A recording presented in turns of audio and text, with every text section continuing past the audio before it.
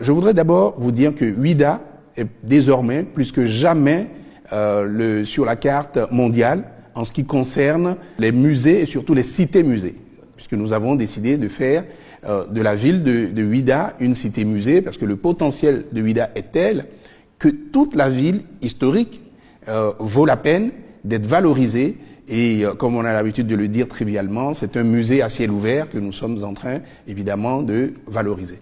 Nous avons le volet de la construction d'un certain nombre de musées, notamment à Ouidah. Nous avons le musée international de la mémoire de l'esclavage, qui est déjà totalement achevé en ce qui concerne ce qu'on appelle le hard, donc la construction des bâtiments.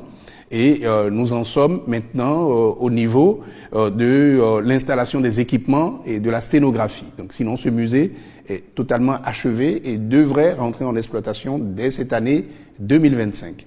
Nous avons également à Porto Novo, dès que vous rentrez dans Porto Novo aujourd'hui, en attendant l'arène culturelle qui sera tout de suite après le pont à droite, à la place de cet immeuble que nous avons dû enlever pour ne pas insister là-dessus, vous verrez que en rentrant dans Porto Novo, vous avez une vue impressionnante sur un musée qui est en construction, qui est le musée international du Vaudou, juste en face de la cathédrale, où là également tout le gros œuvre est achevé.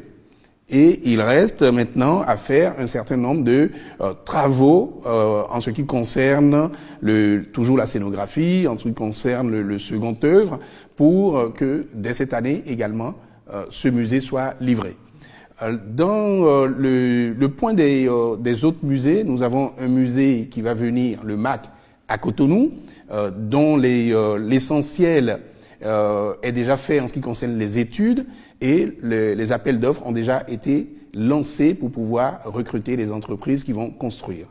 Au niveau d'Abomey, également, nous avons les premiers équipements qui sont livrés, notamment ce que nous appelons le CAFRA, le nouveau CAFRA, c'est-à-dire le Conseil d'administration des familles royales, là où le roi on va dire, siège en quelque sorte pour travailler au quotidien.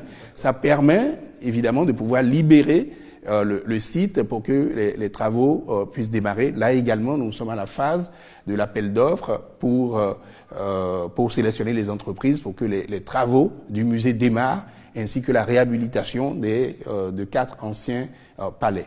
Donc voilà où nous en sommes en ce qui concerne les musées. Nous avons à Porto Novo également d'anciens musées, 2 anciens musées qui seront réhabilités totalement, le palais romain et le musée à Dandé. Donc voilà où nous en sommes de façon concrète, où les Béninois peuvent dès aujourd'hui commencer à voir une matérialisation de cette vaste ambition que nous avons.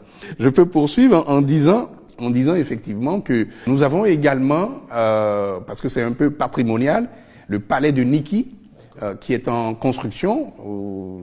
Peut-être que tout à l'heure il y aura quelques images pour que les Béninois s'en rendent compte. Les travaux sont totalement achevés. Les travaux de la reine de la Gani sont achevés.